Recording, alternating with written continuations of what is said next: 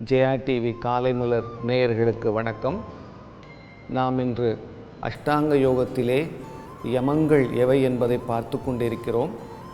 அகிம்சை, சத்தியம், அஸ்தேயம், பிரம்மச்சரியம், அபரிக்கிரகம் என்ற 5 விதமான யமங்களை குறிப்பிடுகிறார்.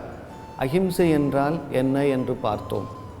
திரிகரணங்களாலும், அதாவது மனம், உடல், வாக்கு, இதனால் மற்றவர்களை புண்படுத்தாமல் இருப்பதுதான் அகிம்சை என்று கூறுகிறார்.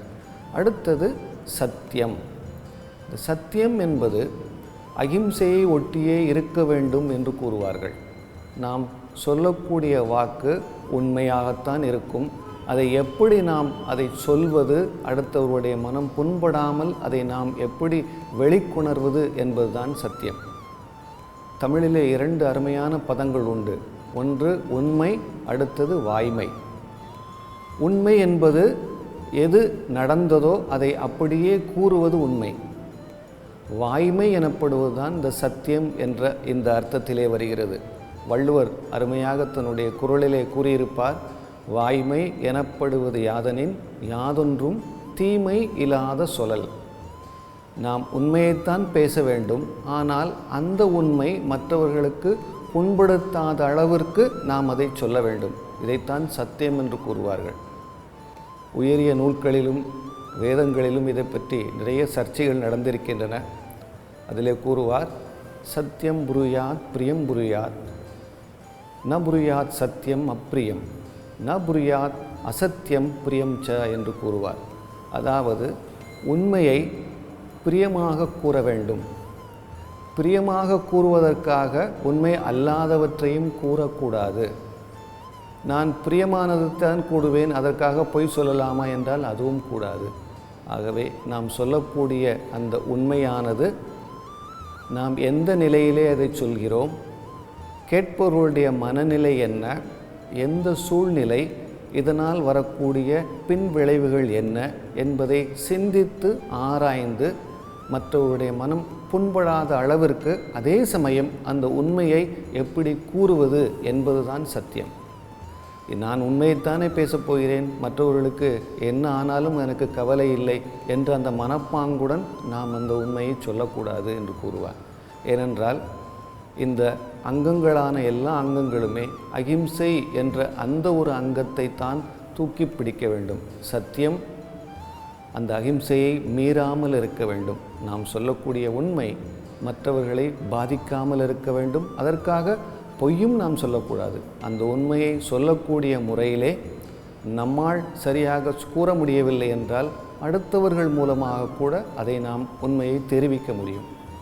இன்று நாம் உஷ்ட்ராசனத்திலேயே சில மாறுதல்கள் செய்து அதனுடைய பலன்களை எப்படி பெறலாம் என்பதை பார்க்க போகிறோம். நம்ம உஷ்ட்ராசனம் எப்படி பண்ணுறது அப்படிங்கிறத பார்த்துட்ருக்கோம். கிளாசிக்கலாக எப்படி பண்ணுறது, அதை பண்ண முடியாதவங்க இன்னும் கொஞ்சம் அதை விட இலகுவாக எப்படி பண்ணுறது அப்படின்னு. சில பேரால் அந்த அளவுக்கு பின்னாடி உடலை வளைக்க முடியாது. அவங்க எப்படி இந்த ஆசனத்தை சாதாரண நிலையில் ஆரம்பித்து அந்த கிளாசிக்கலுக்கு எப்படி போகிறது அப்படிங்கிறத பார்க்க போகிறோம். அமர்ந்த நிலையில் இருங்க. இப்போ 2 காலையும் முன்பக்கமாக நீட்டிக்குங்க.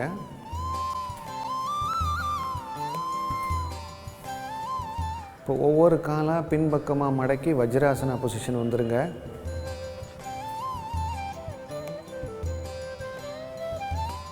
குதிகாலில் உட்காருங்க. முதுகுத்தண்டு நேராக இருக்கட்டும். கைகள் முட்டி மேலே வச்சுக்கோங்க, உள்ளங்கைகளை. இப்போ மூச்சு உள்ளே எடுத்துக்கிட்டே மெதுவாக 2 கைகளையும் முன்பக்கமாக தூக்குங்க, முட்டி போட்டு நில்லுங்க. இந்த பொசிஷனில் மூச்சு வெளியே விட்டுக்குங்க. இப்போ மூச்சு உள்ளே இழுக்கும்போது மெதுவாக உடலை பின்பக்கமாக வளைங்க. எவ்வளோ முடியுமோ அவ்வளோ வளைச்சா போதும். அவ்வளோ தூரம் போனால் போதும் உங்களால். கைகள் கீழே வர முடியாதவங்க இந்த முறையில் ட்ரை பண்ணலாம். இப்போ மூச்சை வெளியே விட்டுக்கிட்டே உடலை நேர்படுத்தி கைகளை மேலே கொண்டு வந்துடுங்க.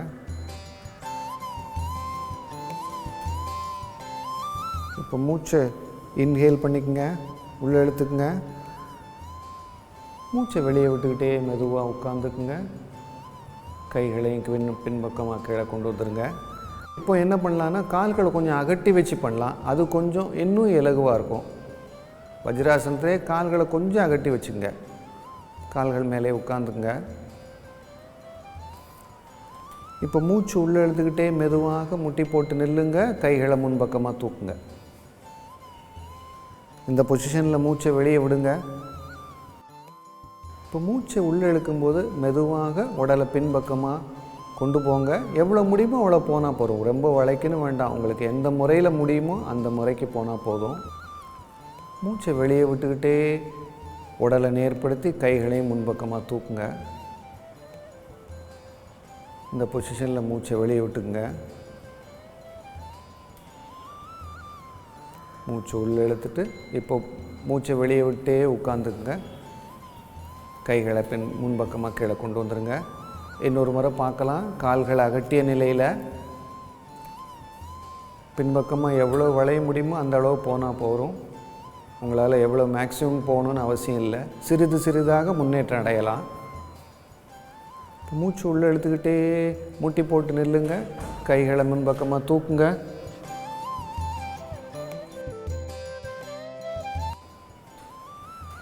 இந்த பொசிஷனில் மூச்சை வெளியே விடுங்க. இப்போ மூச்சு உள்ளே இழுத்துக்கிட்டே மெதுவாக பின்பக்கமாக உடலை வளைங்க. அவ்வளோ தூரம் போனாவே போதும். சிறிது சிறிதாக முன்னேற்றம் அடைஞ்சு நல்லா போகலாம்.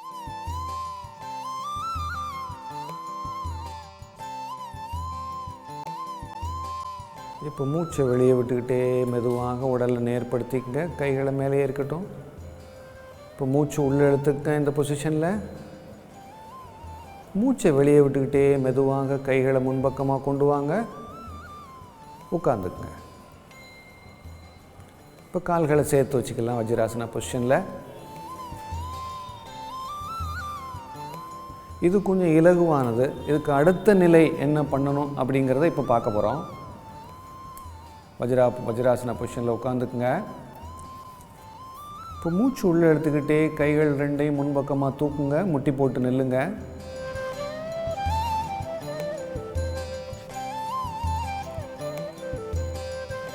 மூச்சை வெளியே விட்டுக்கிட்டே ரெண்டு கைகளையும் கீழே கொண்டு வந்து இடுப்புக்கு பின்னாடி உள்ளங்கைகளை வைங்க.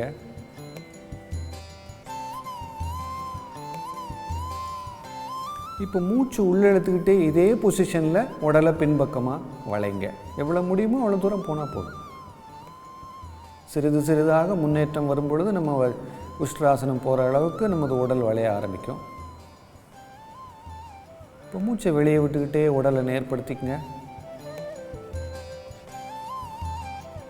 இப்போ மூச்சு உள்ளே எடுத்துக்கிட்டே ரெண்டு கைகளையும் முன்பக்கமாக தூக்குங்க. மூச்சு வெளியே விட்டுக்கிட்டே ரெண்டு கைகளையும் கீழே கொண்டு வாங்க. உட்காந்துக்குங்க. இதை கொஞ்சம் கால்களை அகட்டி வச்சு பண்ணலாம். அது கொஞ்சம் இலகுவானது. கால்களை கொஞ்சம் அகட்டிக்குங்க.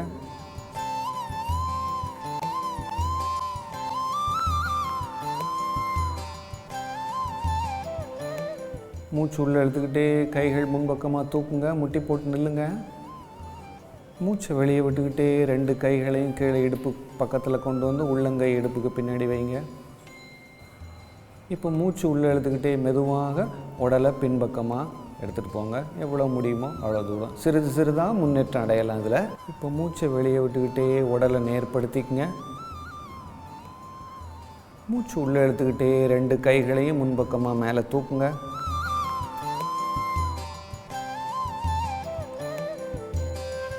மூச்சை வெளியே விட்டுக்கிட்டே முன்பக்கமாக கைகளை கீழே கொண்டு வாங்க. உட்காந்துக்குங்க. நாம் உஷ்ட்ராசனம் எப்படி செய்கிறது அப்படிங்கிறத பார்த்துட்ருக்கோம். அதை பண்ண முடியாதவர்கள் முழுமையாக செல்லாமல் எப்படி பாதி வழியிலேயே அந்த ஆசனத்தை செய்து முதுகை சிறிது சிறிதாக வளைத்து உஷ்ட்ராசனத்துக்கு செல்லக்கூடிய முறை என்ன என்பதை பார்த்தோம். ஏனென்றால் சில பேரால் கைகளை கீழே கொண்டு வந்து கால்களை பிடிக்க முடியாது. அவங்க இதே ஆசனத்தை அந்த முட்டி போட்டு நின்று கைகளை தூக்கி எவ்வளவு முடியுமோ அவ்வளவு தூரம் அவருடைய முதுகை பின்பக்கமாக கொண்டு சென்றாலே போதும். சிறிது சிறிதாக செய்யும் பொழுது அந்த முதுகு பகுதியில் இருக்கக்கூடிய அந்த இறுக்கமானது, அதாவது டைட்னஸ் அல்லது ஸ்டிஃப்னஸ் என்று சொல்லுவோம் இல்லையா, அது சிறிது சிறிதாக இழக ஆரம்பிக்கும். முதுகுப்பகுதி நல்ல முறையிலே பின்பக்கமாக சிறிது சிறிதாக வளைந்து கொடுக்கக்கூடிய தன்மை அதிகரித்து உஷ்ட்ராசனம் கிளாசிக்கலாக செய்யக்கூடிய அளவுக்கு நம்மால் செய்ய முடியும். இந்த முறையில் செய்யும் பொழுது முதுகுத்தண்டு வளைகிறது. அதனால் அந்த பகுதிக்கு செல்லக்கூடிய இரத்த ஓட்டம் அதிகரிக்கிறது. அந்த முதுகுத்தண்டின் வலிமை அதிகரிக்கிறது. அங்கு செல்லக்கூடிய நரம்பு மண்டலங்களின் வேலை தூண்டப்பட்டு ஒரு புத்துணர்ச்சி அதற்கு கிடைக்கிறது. முதுகுத்தண்டை இளமையாக வைத்திருக்க உதவுகிறது. அந்த முதுகுத்தண்டினுடைய சுற்றியுள்ள தசைநார்கள் இறுகும் பொழுது முதுகு வலி வராமல் பாதுகாக்கிறது. மார்பு பகுதியுமே விரிவடைவதனால் மூச்சு வாங்கி விடக்கூடிய திறன் அதிகரிக்கிறது. தொடைப்பகுதி, வயிற்றுப்பகுதி, மார்பு எல்லாவற்றுக்குமே ஒரு ஸ்ட்ரெச்சு. அதனால் அந்த பகுதிக்கு செல்லக்கூடிய இரத்த ஓட்டம் நல்ல முறையிலே சீராகிறது. இந்த முதுகுத்தண்டை வளைக்கும் பொழுது அந்த முதுகுத்தண்டை வளைப்பதினால் அந்த முன்பக்கமாக குனிந்தே நாம் செய்யும் வேலை செய்வதனால் வரக்கூடிய அந்த கூன் விழும் அபாயமே நீங்குகிறது. ஆகவே இந்த ஆசனத்தை இந்த முறையில் செய்து இந்த பலன்களை பெறலாம். இதே ஆசனத்தில் இன்னும் சில மாறுதல்களோடு நாம் அடுத்த நிகழ்ச்சியில் சந்திக்கலாம்.